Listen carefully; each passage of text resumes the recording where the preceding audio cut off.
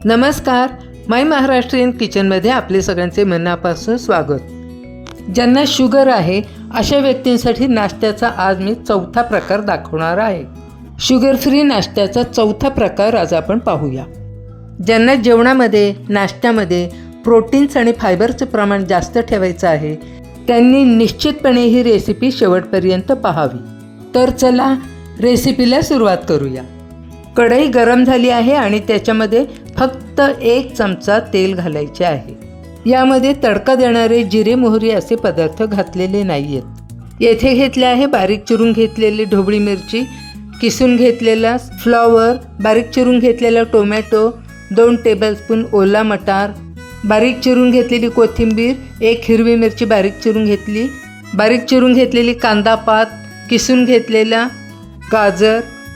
आता या सर्व भाज्या एक एक करत गरम तेलामध्ये आपल्याला टाकायच्या आहेत। तर सुरुवातीला घालूया हिरवी मिरची। काही सेकंद ही मिरची परतून घेऊया। त्यानंतर घालू हा मटार। मटार पटकन शिजला पाहिजे म्हणून तो अगदी लगेच घालायचा आहे। आता घालू किसून घेतलेला फ्लॉवर, बारीक चिरून घेतलेली ढोबळी मिरची, कांदा पात, बारीक किसलेला गाजर, टोमॅटो आणि सर्वात शेवटी घालूया चिरून घेतलेली कोथिंबीर।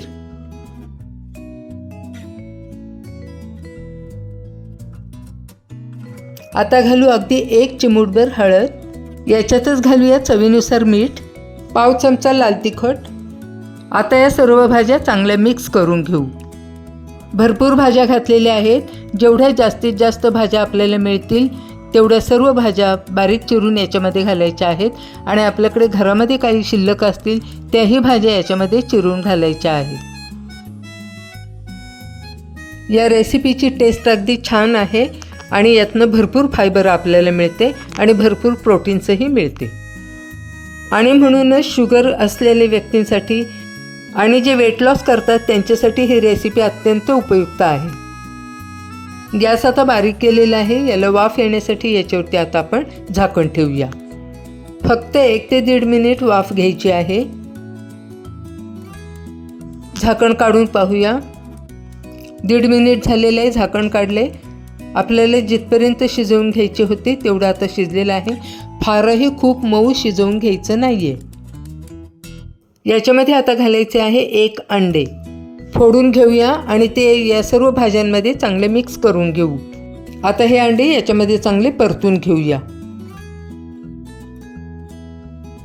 ज्यांना शुगर आहे किंवा ज्यांना वेट लॉस करायचं आहे त्यांच्यासाठी नेमका काय नाश्ता बनवावा म्हणून हे नाश्त्याचे वेगवेगळे प्रकार मी सुरू केले आहेत। आता आपली मिक्स व्हेज अंडा बुर्जी तयार झालेली आहे। याच्यावर झाकण ठेवू, गॅस बंद करू आणि थोडीशी वाफ येऊ देऊ। नुसतीच व्हेज अंडा बुर्जी घ्यायची नाही आहे तर त्याच्याबरोबर इतर पौष्टिक पदार्थांचाही समावेश करायचा आहे। तर आता आपण प्लेट भरून घेऊ। तर घेतले आहे 1 कप दूध, मिक्स व्हेज अंडा बुर्जी, क्वांटिटी आहे 1 बाउल, 1 संत्रा, 4 वॉलनट आणि रोस्टेड असे 5 बदाम। भिजवलेले बदाम घेऊ शकता किंवा तसेही बदाम घेऊ शकता। रेसिपी आवडली असेल तर लाईक करा, शेअर करा आणि सबस्क्राईब करायला तर नक्कीच विसरू नका। पुन्हा भेटूया पुढच्या नवीन रेसिपीमध्ये। तोपर्यंत बाय बाय।